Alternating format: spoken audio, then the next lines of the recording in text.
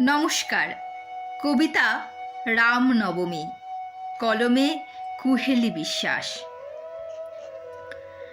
চৈত্র মাসের শুক্লপক্ষের নবমী তিথিতে ক্রেতা যুগে অবতীর্ণ হলেন শ্রীরাম।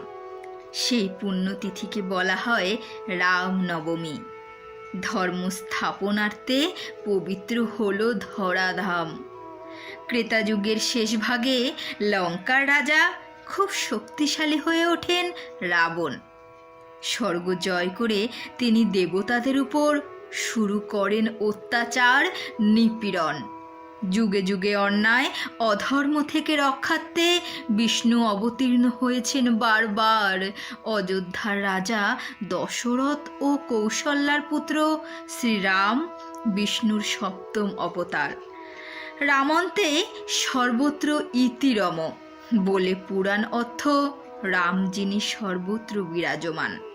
রাবণের অত্যাচার রুখতে জন্ম নিলেন মহাবিশ্বের রক্ষক বিষ্ণু ভগবান।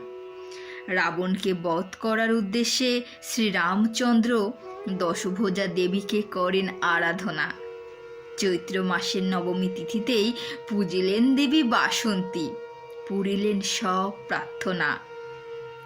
গাহ সবে রাম রাম, জপ সেই রাম নাম। রামনবমী তিথি যে পবিত্র অতি, তিনি রাঘব রাজা, তিনি পতিত পাবন, তিনি সীতানাথ, তিনি রঘুপতি।